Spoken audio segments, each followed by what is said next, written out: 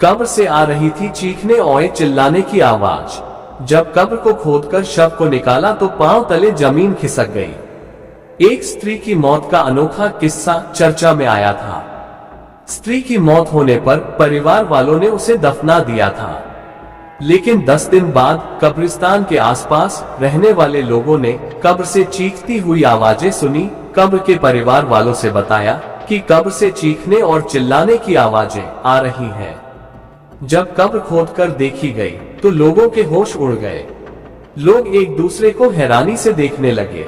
धार्मिक मान्यताओं के अनुसार दफनाया या जलाया जाता है। इसी तरह एक स्त्री पूजा की मौत पर उसके परिवार वालों ने उसके शव को ताबूत में डालकर दफना दिया था। साथ ही उसको पूरी तरह सील कर दिया गया। स्त्री को दफनाए हुए 10 दिन बीत चुके थे, लेकिन स्थिति तब अजीब हो गई जब कब्रिस्तान के पास रहने वाले लोगों ने कब्र से चीखती और चिल्लाती आवाजें आने की बात कही। ये बात जानकर तो परिवार वालों के पांव तले जमीन खिसक गए। गलती से जिंदा दफना दी गई थी स्त्री के परिवार वालों ने आखिरकार कब्र को खोद डाला और पूजा को कब्र के अंदर बेजान पाया। लेकिन उसकी जो हालत थी उससे ऐसी आशंका है कि वो गलती से जिंदा दफना दी गई थी। कलाइयों और सिर में चोट, ताबूत में बिखरे हुए खून। माना जा रहा है कि ये स्त्री 10 दिनों तक अपने ताबूत के अंदर बेहोश पड़ी रही और उसके बाद बाहर निकलने की कोशिश करती रही।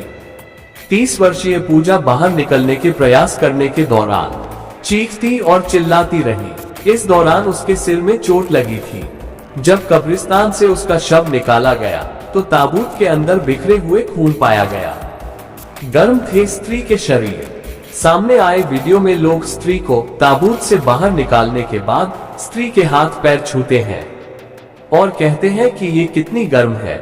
हालांकि उसे जल्द ही अस्पताल में ले जाया गया, जहां उसे मृत घोषित कर दिया गया और अगले दिन उसे दोबारा दफना दिया गया। लोगों ने सुनी थी कब्र से आती चीखती चिल्लाती आवाजें। कब्रिस्तान के पास रहने वाले लोगों ने पूजा को दफनाए जाने के 10 दिन बाद कब्र के अंदर से आने वाली चीखों की आवाज सुनकर उसके परिवार वालों को बताया। स्त्री के हाथों और सर पर चोटें थीं, जिससे ऐसा लग रहा था कि उसने ताबूत से बाहर निकलने के लिए कोशिश की थी। स्त्री के कान और नाक में लगी रुई भी उसके शरीर से बाहर आ गई थी। ये कहानी काल्पनिक है, इसका सच से कोई लेना देना नहीं है। इस कहानी को सुनाने का उद्देश्य सिर्फ ये है कि अगर किसी की मृत्यु हो जाए तो उसे अच्छी तरह चेक कर ले, कहीं उसकी सांसें चलती तो नहीं है।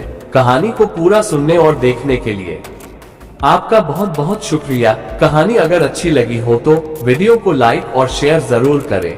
अगर आपको इसी प्रकार और कहानी सुनना है तो कमेंट करके जरूर बताएं। अगली कहानी सबसे पहले पाने के लिए इस चैनल को सब्सक्राइब करके घंटे का बटन जरूर दबाएं। धन्यवाद।